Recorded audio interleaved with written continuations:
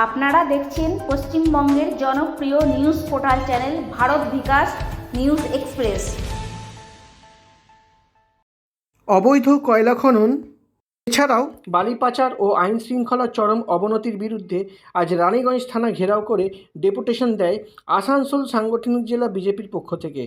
এই খবর আপনারা দেখতে পাচ্ছেন ভারত বিকাশ নিউজ এক্সপ্রেস ডিজিটাল সংবাদ মাধ্যমের ক্যামেরায়।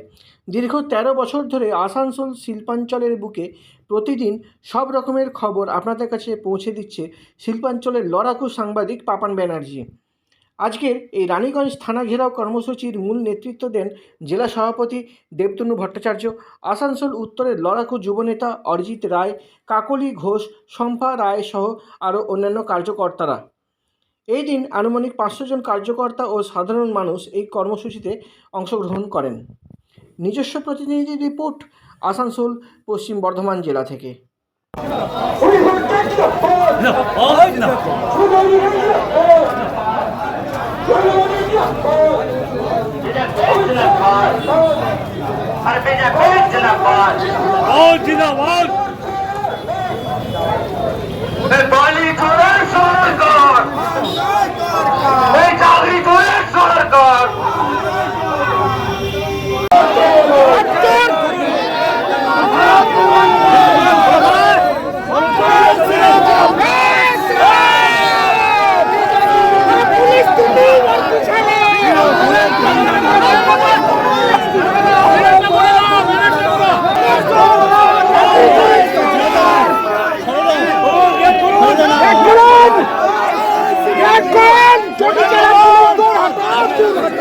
আজকে ভারতীয় জনতা পার্টি রানীগঞ্জ বিধানসভার নেতৃত্বে আজকে রানীগঞ্জ থানায় আমরা ঘেরাও করতে এসেছি। তার যে মূল কারণ, এই পুরো রানীগঞ্জ এলাকা জুড়ে যেভাবে অবৈধ কয়লার দৌরাত্ম্য, অবৈধ বালি দামোদরকে কেটে ফাঁক করে দেওয়া হচ্ছে, সেই তারই প্রতিবাদে আজকে বিজেপি এই থানাতে এসছে এবং আজকের এই প্রতিবাদ সভা থেকে, এই থানার গেট থেকে এই রানীগঞ্জ থানার ওসিকে বলতে চাই যে আপনি যে কয়লা চোর বালি চোরদের সর্দার সেজে থানার ওসি চেয়ারে বসে আছেন, আর যেভাবে কয়লা চুরি বালি চুরিকে প্রশ্রয় দিচ্ছেন, ভারতীয় জনতা পার্টি সেটা মেনে নেবে না। এই অবৈধ কারবারের বিরুদ্ধে ভারতীয় জনতা পার্টি লড়বে। न्यायिक व्यवस्था पूरी तरह से चरमरा चुकी है। अनुप्रवेशकारियों को यहाँ का नागरिक बनाया जा रहा है। ये देश कोई धर्मशाला नहीं है। जो बंगाल के हमारे नागरिक हैं वो दूसरे प्रदेशों में जाकर के काम कर रहे हैं और बांग्लादेशी और रोहिंग्या अनुप्रवेशकारी जो है हमारे बंगाल में ढूक करके हमारे बंगाल के लोगों का हक ले रहे हैं। भारतीय जनता पार्टी ये कभी बर्दाश्त नहीं करेगी और जिस प्रकार से बिहार में SIR चल रहा है उसी प्रकार से पश्चिम बंगाल में भी SIR चलेगा और किसी को भी देश को धर्मशाला की तरह व्यवहार करने का मौका नहीं दिया जाएगा। जो देश के नागरिक हैं वही इस देश में रहेंगे और पश्चिम बंगाल में रहेंगे, अन्यथा जो भी बाहरी है उनको सबको बाहर का रास्ता दिखाया जाएगा। भारत माता की, भारत माता की। রানীগঞ্জে যে আমরা ভারতবাসীর একটা ছোট সংস্করণ, সেখানে আজ এই ভারতীয় জনতা পার্টির তরফে যে আমরা আজ থানাতে বিক্ষোভ প্রদর্শন রেখেছি সেটা দেখলেই একটা বোঝা যায়। কিন্তু এই থানা বিক্ষোভ আজ আমরা কেন রেখেছি? লোকে থানাতে তো আসে নিজের কাজ করার জন্য, কারো প্রবলেম হলে তার জন্য, কিন্তু আজ ভারতীয় জনতা পার্টিকে কেন আসতে হয়েছে? আপনারা যারা রানীগঞ্জের মধ্যে থাকেন, জামুড়িয়ায় থাকেন বা আশেপাশের অঞ্চলে থাকেন, তারা প্রত্যেক দিন একটা জিনিস লক্ষ্য করবেন, রাস্তা দিয়ে কয়লার ট্রাক যাচ্ছে, বালির ট্রাক যাচ্ছে, সাইকেলে করে কয়লা যাচ্ছে, কিন্তু আপনারা যতই যা বলুন পুলিশ থানার কোনো নজর নেই। পুলিশ থানায় একটা কাজেই ব্যস্ত, সেটা হচ্ছে কাটমানি খাওয়া। সকাল থেকে রাত, রাত থেকে আবার দুপুর, আবার পরের দিনে আপনি একই নিষ্ঠা করবেন। আজ ভারতীয় জনতা পার্টি ছাড়া, আজকে আপনি ভারতীয় জনতা পার্টি ছাড়া কোনো সিপিএম, কোনো কংগ্রেস, কোনো টিএমসি পার্টিকে কখনোই দেখবেন না যে এই বালি চুরি, কয়লা চুরি নিয়ে বিক্ষোভ প্রদর্শন করতে থানার সামনে, রাস্তার সামনে, এবং কোনো আপনি ফেসবুক, হোয়াটসঅ্যাপ যেখানে বলুন।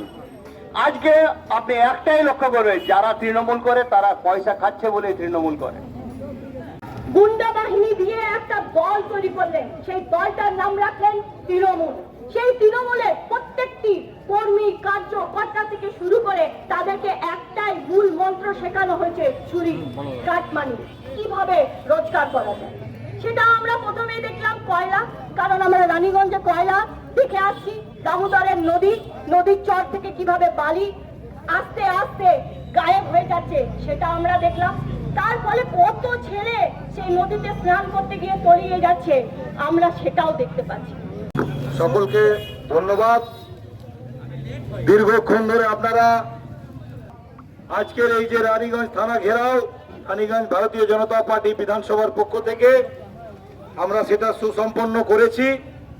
আপনাদের বক্তৃতা চলাকালীন আমরা এক প্রতিনিধি দল ভিতরে গিয়ে মাননীয় রানীগঞ্জ আইসিকে আমাদের এই ডেপুটেশন পত্র জমা করেছি, এবং যে বিষয় নিয়ে আজকে এই রানীগঞ্জ থানায় আসা, এই রানীগঞ্জ এলাকা জুড়ে অবৈধ কয়লা এবং অবৈধ যে বালিঘাট থেকে বালি উত্তোলন, সেই বিষয়ে আমরা মাননীয় আইসি সাহেবকে সতর্ক করে দিলাম এবং জানিয়ে দিলাম যে এরপর যদি কোনো রকম ভাবে এই অবৈধ কারবার এবং এই অবৈধ বালি পাচার এই এলাকায় হয়, তাহলে ভারতীয় জনতা পার্টির কার্যকর্তারা আপনার থানার গেটে নয়, রাস্তায় একদম চোখে চোখ রেখে লড়াই হবে।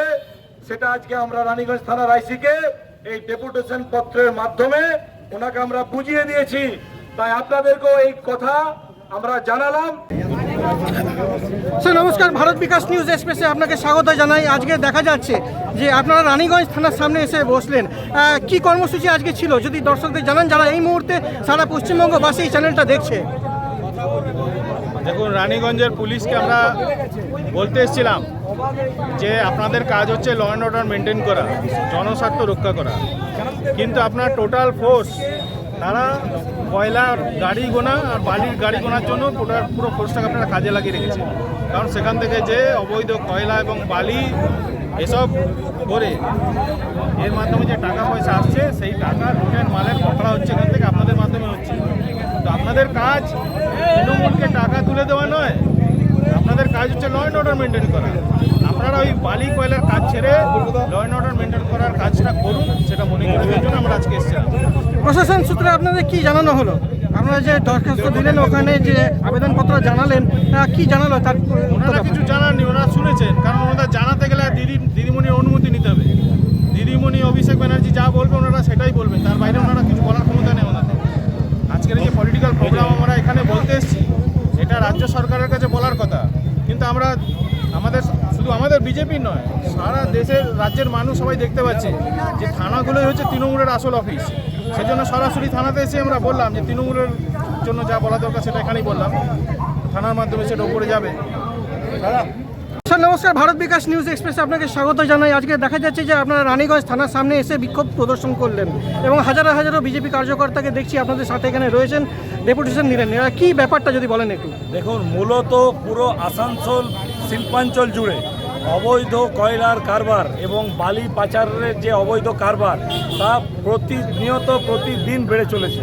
এবং তার ফলে আপনারা দেখেছেন এই রিসেন্টলি কালাজরিয়া যে ব্রিজ, সেই ব্রিজ বালি উত্তোলন অবৈধভাবে হওয়ার জন্য ভেঙে পড়েছে। আজ পুরো আসানসোলের মানুষ জলকষ্টে ভুগছে। রানীগঞ্জও তার থেকে ব্যতিক্রম নয়, এখানেও প্রচুর ভাবে অবৈধ কয়লার কারবার বেড়ে গেছে এবং এখানেও অবৈধ বালি পাচার চলছে। সেই খবর ভারতীয় জনতা পার্টি পাওয়ার পর আজকে এই রানীগঞ্জ থানার আইসিকে সেই বিষয়ে আমরা ডেপুটেশনের মাধ্যমে সতর্ক করলাম, এবং আগামী দিনে যদি এই অবৈধ কারবার বন্ধ না হয় তাহলে কিন্তু ভারতীয় জনতা পার্টি শুধু রানীগঞ্জ থানা নয়, রাস্তায় নেমে চোখে চোখ রেখে লড়াই করবে। ধন্যবাদ।